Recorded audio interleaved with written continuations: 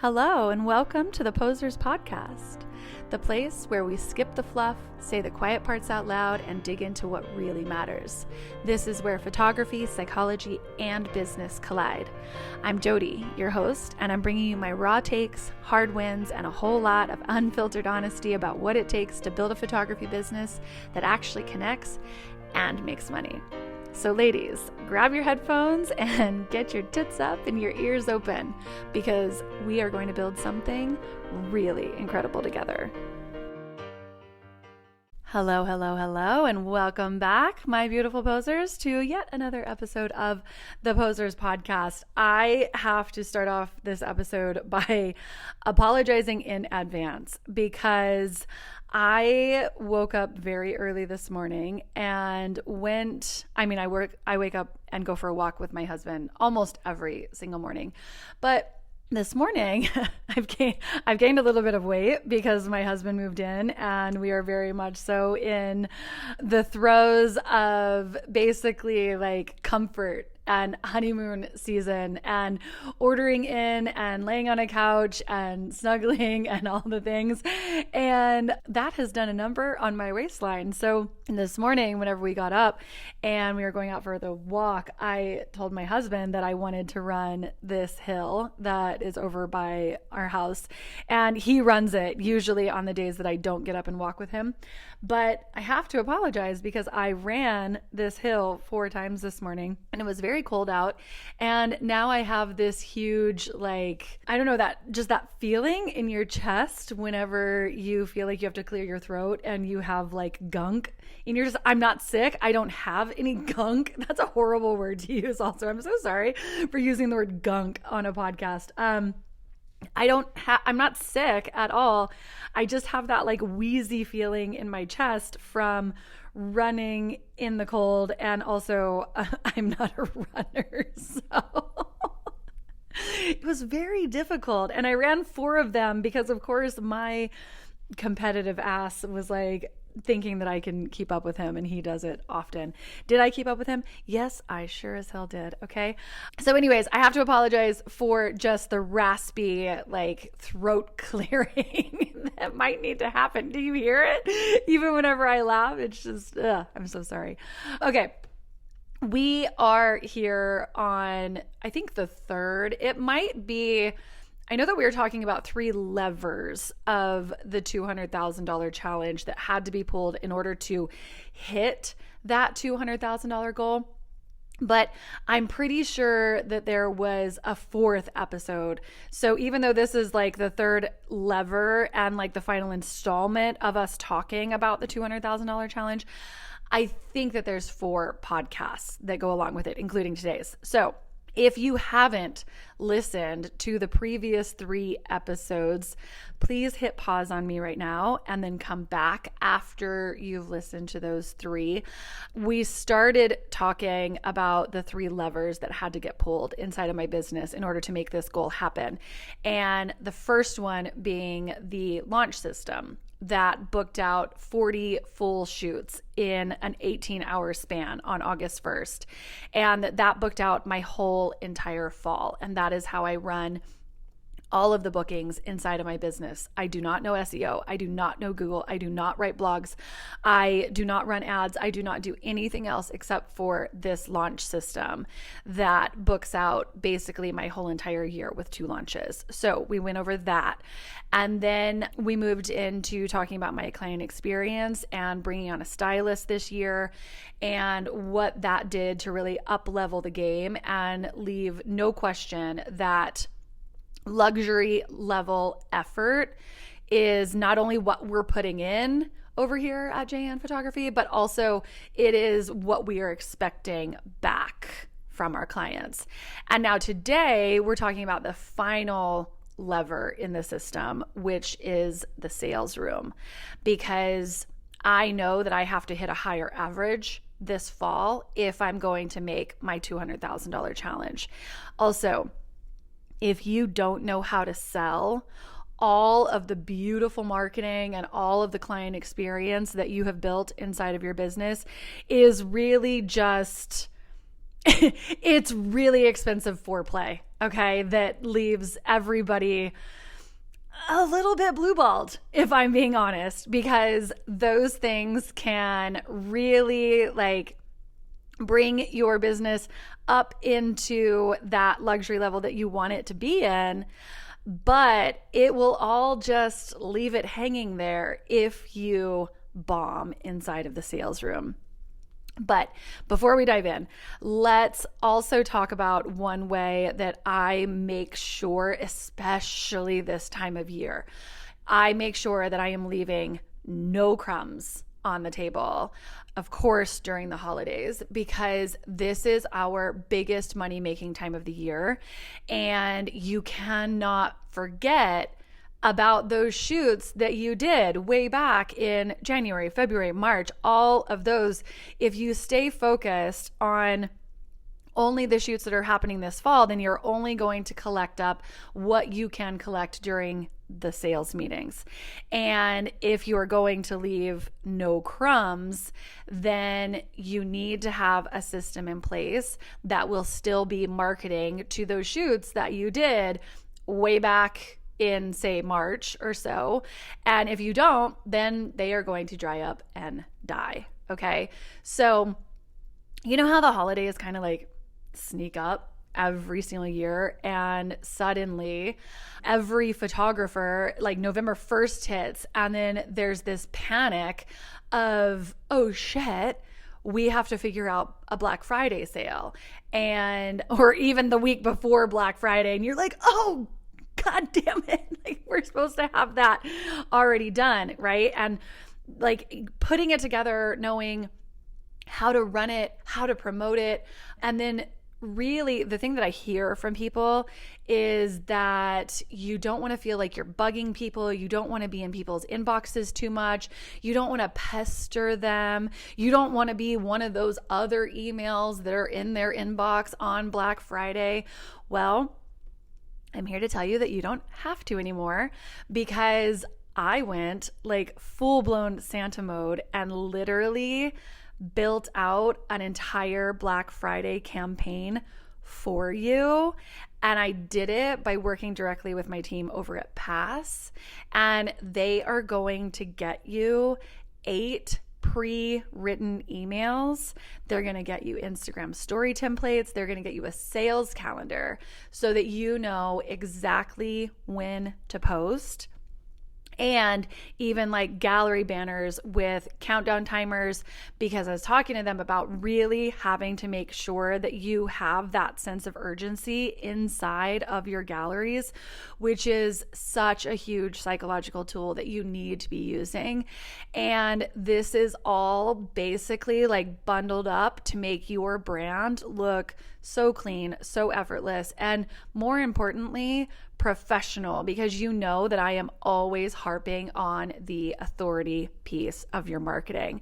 So your clients are going to feel like all of the elves inside of your business are working overtime for them, when really like you're not even having to lift a finger. So the holidays are easily the most profitable time of year for photographers. And with my Pass gallery, I will usually make an extra like $2,000 to $3,000 from my print store just during the holidays alone.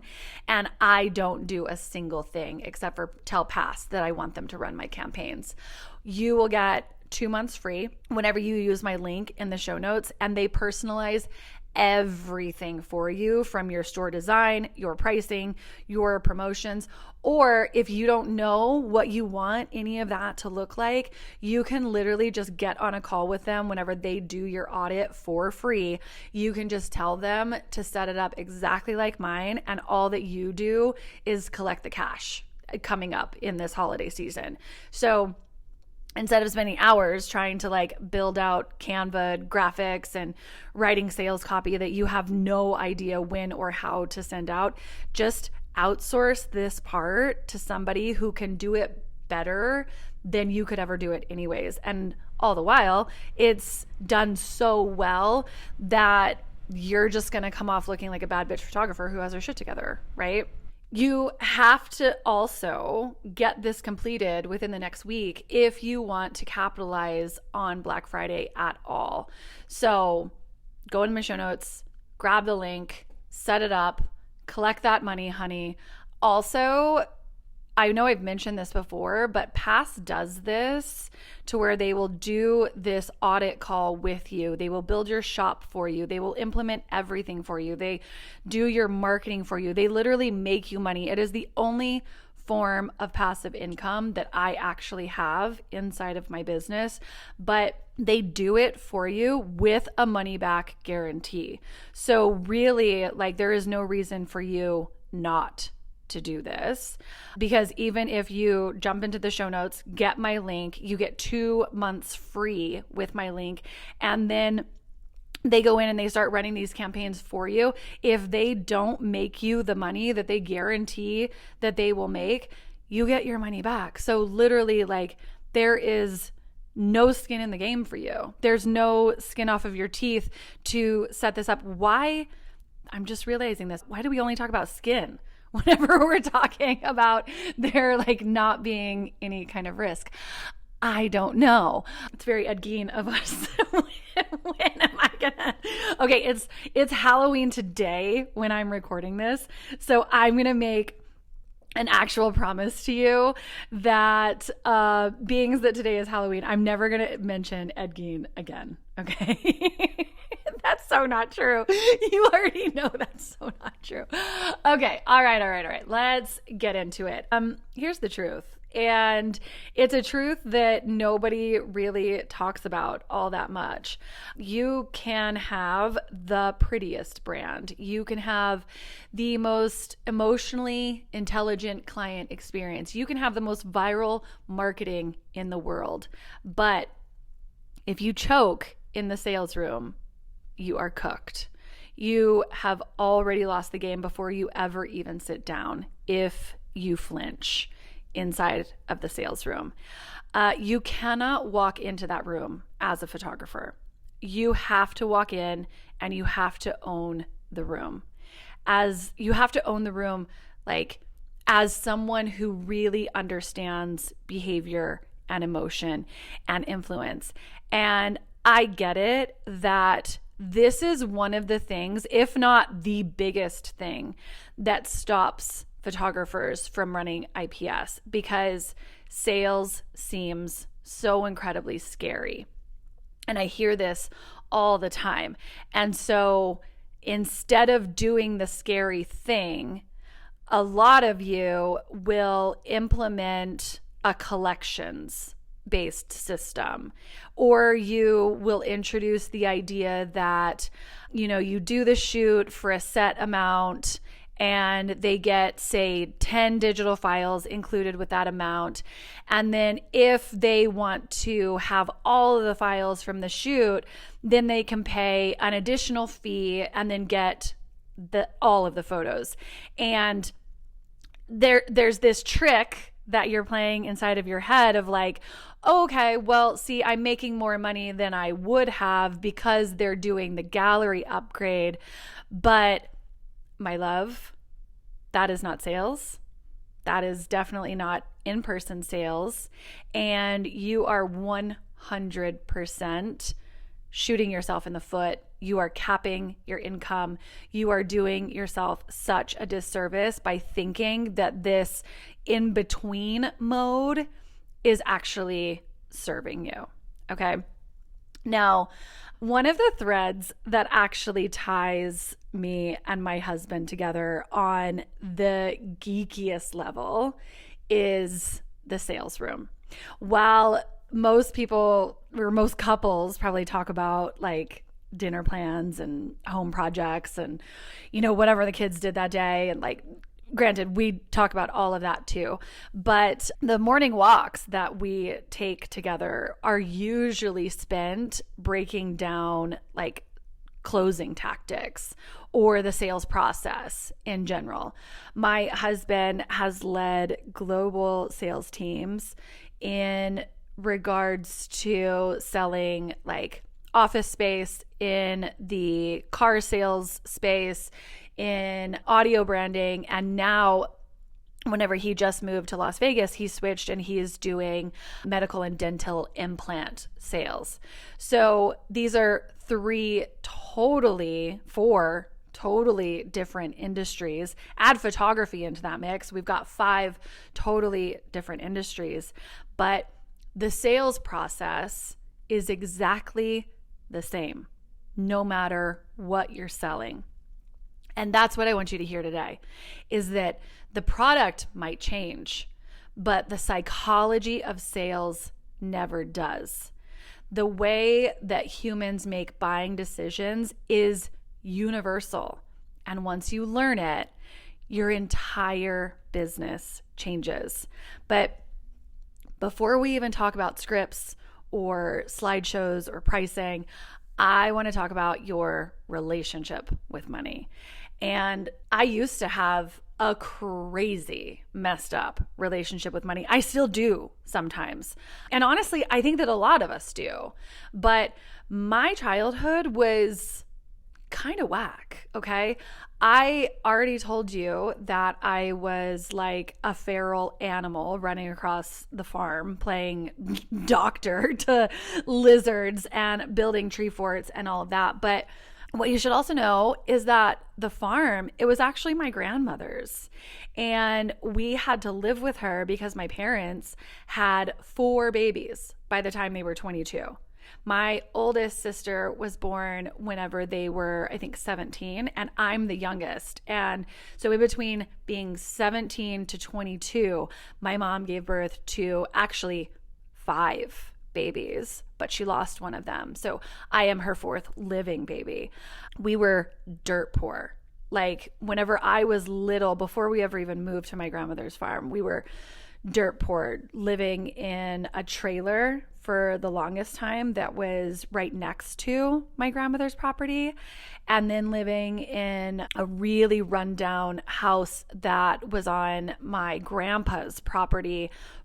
He had a crane business, and there was a house on the back of like the crane business's property, and we lived there for the longest time too. I'm talking, we were dirt poor. Obviously, like my parents are incredible humans, but they were babies themselves and they had 4 kids to feed.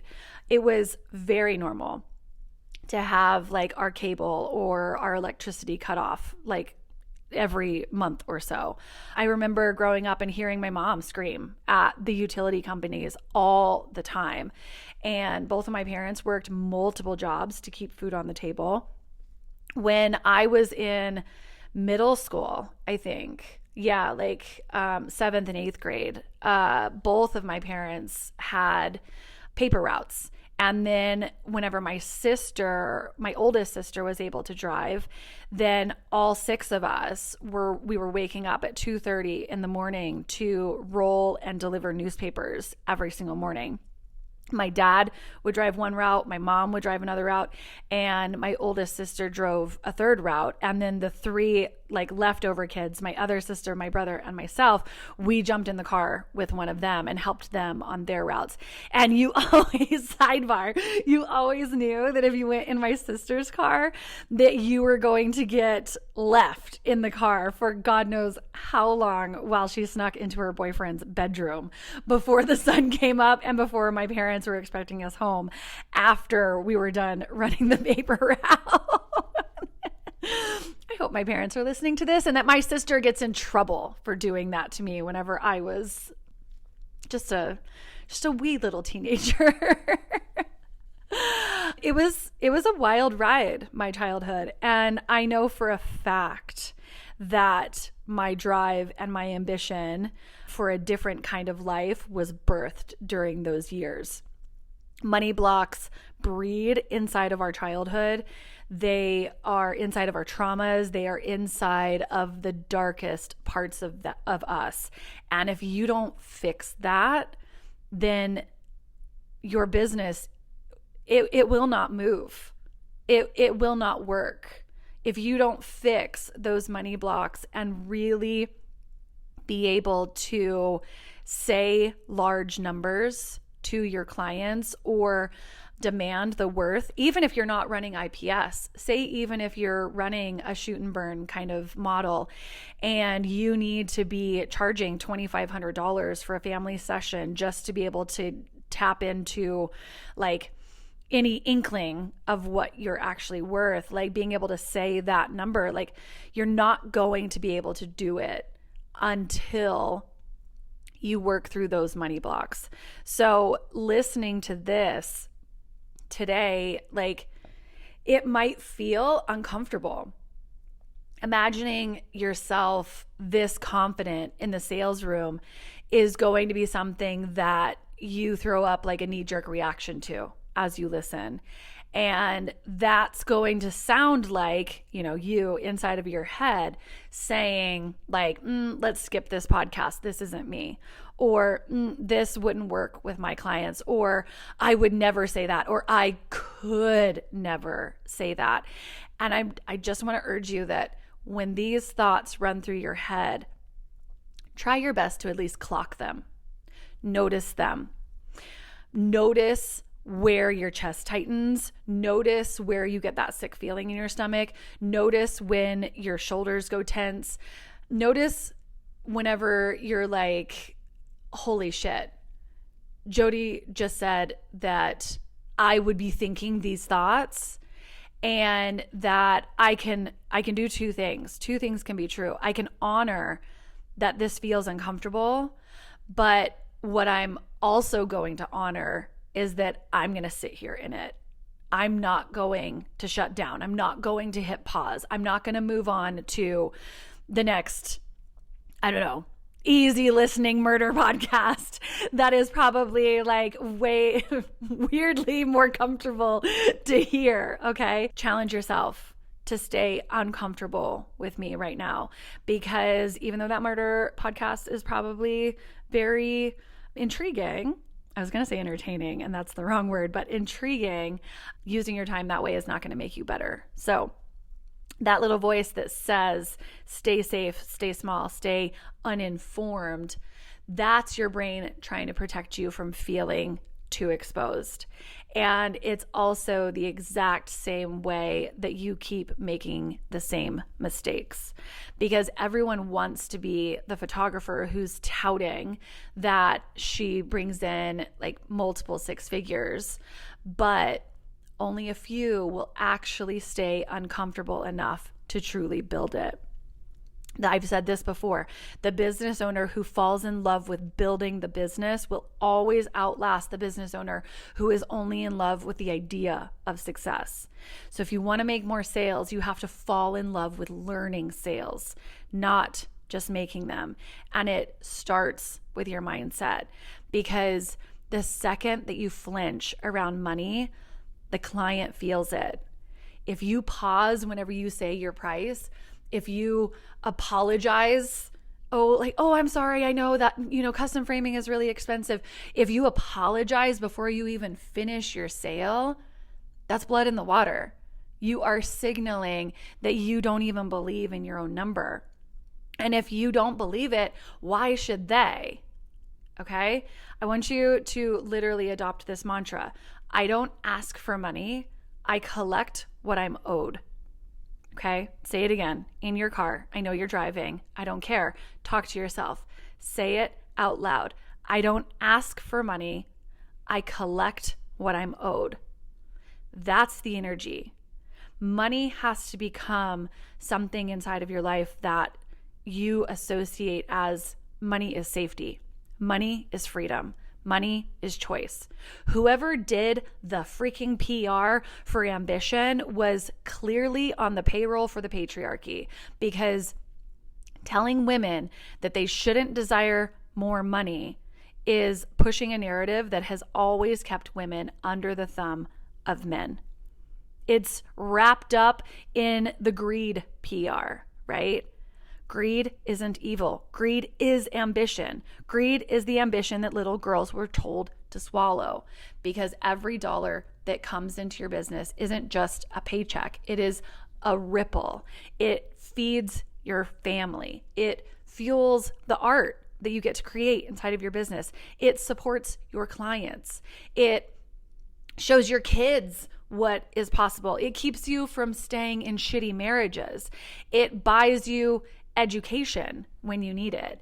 It keeps your future open to whatever you might choose for it. You absolutely have to reframe the value that you provide in order to understand how much impact your work has on others, not just emotionally, like we're always talking about, right? Like we as photographers are always saying like that, I talk to my clients a lot about having family photos on the walls inside of their house, like really creates a sense of belonging. It really creates a home life where children feel as though they are loved. They are literally hugged by their walls, right? I talk about the psychological research that has been done that says, that kids who grow up in a home with family photos on the wall actually have a higher level of self-esteem, right? We talk about this emotional side all the time, the emotional value, but I want you to understand it financially too. I had a client spend $3,000 at her sales meeting for headshots. $3,000. Okay. It was a 30-minute session. She bought 20 digitals, which some people might be like, what could you possibly need 20 headshots for? Right. But after she left the sales meeting, she texted me later and she said, these photos are going to make me $600,000 in my next campaign. $600,000 for her campaign because she's in politics. The $3,000 for headshots is not expensive whenever you have that kind of reframe in your brain. Her ROI on 3K is $600K. And I provide that to her, right? It makes that $3,000 seem not all that expensive anymore.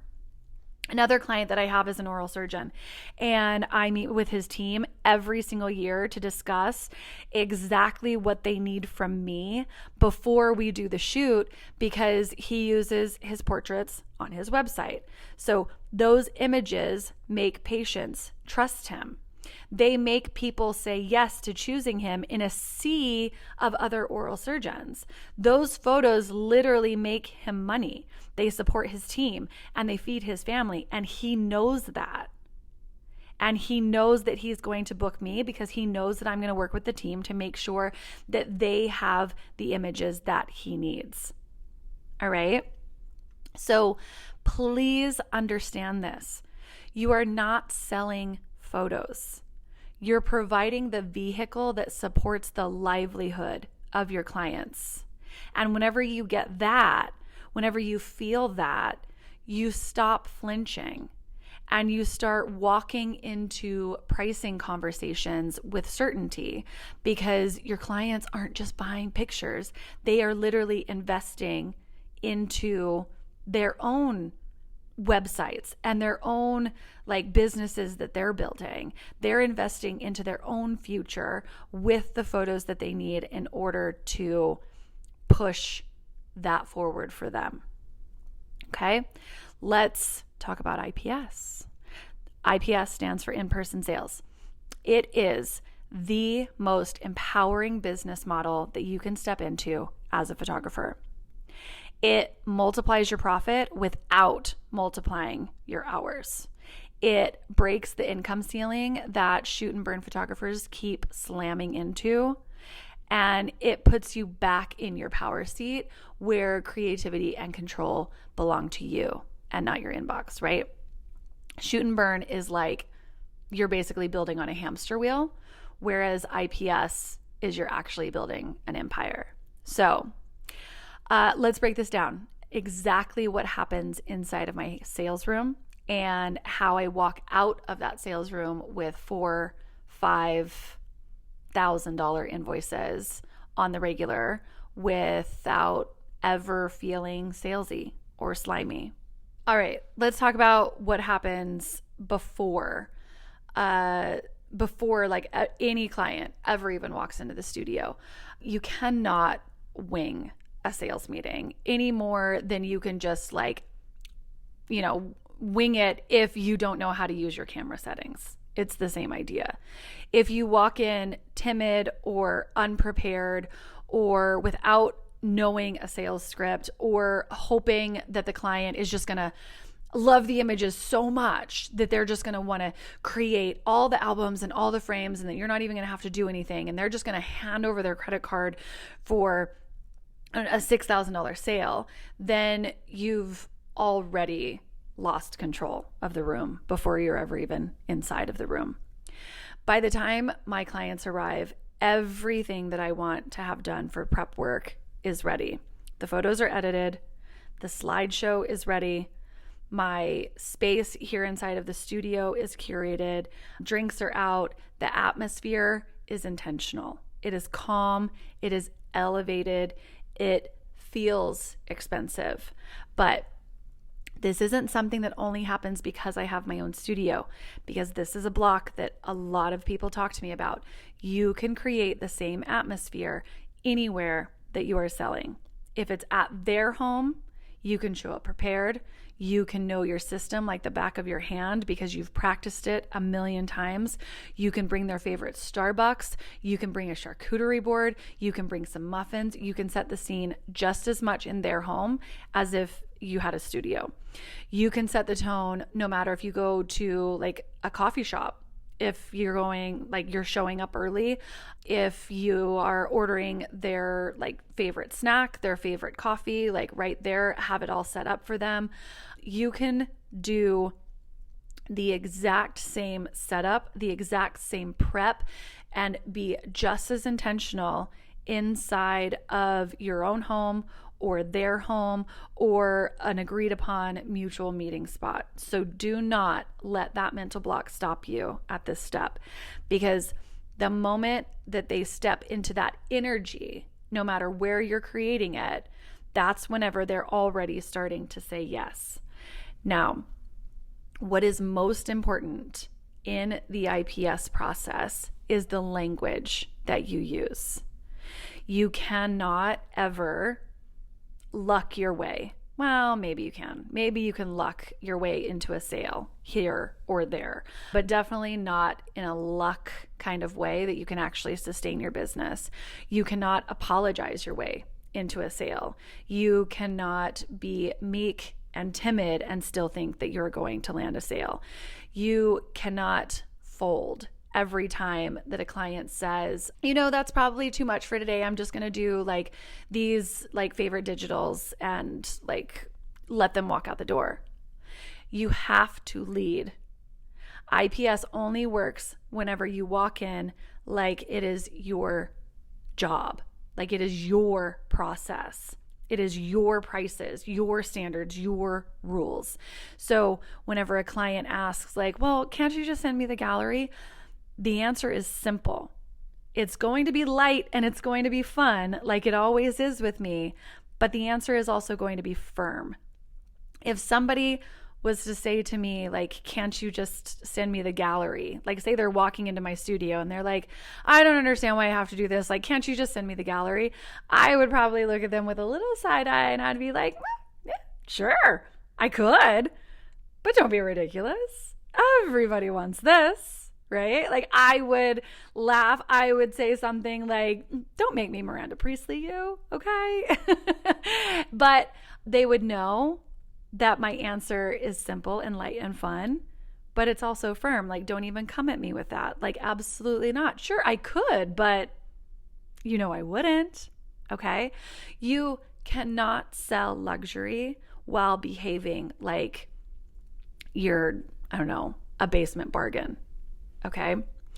Now, when they walk through the door, you've got to know that that is where the magic is going to happen. It's also where the money is going to happen. So everything about this space has to be curated, especially the fact that I do not allow any chaos. I do not allow any kids. I do not allow any distractions inside of this space. It's not about just showing photos. It's also about showing them that you are running a very legitimate business and that you're owning the space And you're going to create a space where emotion and that ownership collide. And that's what turns photos into investments. Before they ever see any kind of pricing, in fact, that's probably one of the biggest mistakes that photographers make, is that they start to talk about pricing, or that they show them a price list, or they slide over, their collections. Before they ever see a price, you have to first do the work to anchor them emotionally. You are leading them to imagine how these images will live inside of their homes and how they'll feel every time that they walk past them. Because whenever they feel that, then they'll buy it. That's the biggest secret in the sales room. The sales room isn't about pushing numbers, it's about guiding decisions. Before you start, you have to get them to tell you the narrative of how they want these images to live inside of their homes. If you try to preach it to them, they'll feel the sale and they'll put their hackles up right away. I just had this conversation with my husband. I was literally in the shower. He was getting ready for something in the day. We're talking about the sales process because we're geeks like that. And I was telling him like, hey, I'm having this situation, like this came up and it's actually an objection that like, I don't know how to roll. And my husband actually got it wrong in his response to me. He's like, yeah, once you have them in that spot, then there's really like nothing you can do about it. And I was like, I don't know, Brian. I don't think that that's right. And he's like, yeah, well, here's how I handle it. And he told me how he would handle it in that situation where he's like starting to talk about value and he's starting to talk about the logistics and he's starting to talk about like all of this sales sort of thing. And I was like, I don't know, like that doesn't feel right. That doesn't feel like the play. That doesn't feel like how it should get rolled. And I told him, I'm like, if you have to preach it to them, then they're going to feel that sale and they're going to put their hackles up right away. And that it's not our job on the sales side to preach value and tell them like, hey, this is a no-brainer. Hey, why don't you do this? Or, hey, this is the thing that's going to like make this be easier for you. No, like you have to get them to say it to you. You have to open the door and get them to walk through it on their own, right? Now, how do you do this? You ask questions and then you shut up and you listen. If you talk more than you listen during your sales meeting, then you are going to lose the sale. You have to ask, like, is there a wall in your house that you don't know what to do with and it bothers you every single day? You stare at it, it angers you, it's ugly. Like, is there a space like that we can fix for you? You have to ask, is there an area that you guys hang out in the most? You have to ask, how do you think it would feel if you got to stare at these photos every day in that space where you hang out the most? You have to ask, do you think that your kids would like it if they saw this on the walls every day? How do you think that would make them feel? You have to ask, what are the goals that you have for these images? How do you want to enjoy them? How do you want them to be a part of your life? You cannot inject and tell them, or inject like yourself and inject your own thoughts and tell them how they'll feel or what this does for them or their kids. I can't sit here and preach and say, oh, you need to have this because this is going to like make your kids' self-esteem higher and blah, blah, blah, blah, blah, blah, blah. You have to walk them through the scenarios that's going to get them to say it to you first. And then you're going to slide those answers into your back pocket because you'll use that same narrative to close the sale later. And whenever it comes time to talk money, confidence is everything. So you're not going to drop these numbers with hesitation because you would have already done that legwork to know exactly what their goals are and exactly what they want to do with these images and the dreams that they have of creating this home that's going to feel that way for their kids. So you'll get to that part of when it comes time to talk money, and you won't feel that hesitation, and you're not going to fill silence with nervous chatter, okay? You're going to sit in that silence, and you're going to make them make the decision for themselves. Then you're going to write down what it costs on their order form, and you're going to ask them, do you want to put this on your Amex so that you can get the points? And then you're going to stop talking. If you can't sit in that awkward space, then you don't deserve the sale, honestly, because that awkward space of you asking them how they're paying for this, that's where you hold your power. And you've already built the trust. You've already built the value. And now they're not comparing you to other photographers. They're just trying to make sure that they are following your lead on what your other clients buy inside of that sales room. And whenever this process feels like it's normal for you, and there's not a glitch, and there's not a hiccup, and there's not a like, okay, this is a lot, don't freak out, as you're telling them the total, then they know that this is just the norm for you, and this is just how you run your business, and they better come to the table. IPS is walking someone through an emotional transaction that they created. You just guide them to what they are telling you that they want. That's what real sales is. So obviously, this is a very condensed version. Obviously, there is so much more to this process that we would never be able to get into on a podcast. The exact language that you need, the full sales scripts that you need, the emotional sequencing of knowing when to say what, and the whole entire pricing system that makes it all click. That's exactly what is inside of Posers, the Mastermind. You simply take the script that I have already written for you, and you memorize that script. And then you get to pull up your Stripe account and you get to swipe their credit card. The full framework that changes everything is inside of the Mastermind. And if you want to chat through it with me, then you can click the link in the show notes and you can schedule a free one-on-one call with me to see if it is, in fact, the right fit for you. I am taking 30 women. We start in January, and I'm only taking 30 women. And I want to take these 30 women and I want to absolutely change their businesses, and I want to absolutely change their lives, just like we did with the last set of 10 from the beta round. If you feel like you might be one of my 30, then I would really like to hop on a call with you. So please hop over to the show notes, click that link, get on the call with me, and I will promise you this. I will get on the call and we will look at nothing except for the idea of clarity and what that means for your business. Whether we get to a point that the answer is a clear no or a clear yes, I'm going to celebrate that with you, because that is the most important thing that you need to have in your business, is a clear path of knowing exactly where you're going to invest your money, exactly who you want to invest with, and exactly the type of education that you need in order to get yourself to the next level that you are trying to get to. So that is my promise, that I will focus only on that clarity, one way or the other, a yes or a no, and I will celebrate both ways just as much. So yeah, that's all I've got for you today. I hope that I get to chat with you. I hope that I get to have a one-on-one call with you.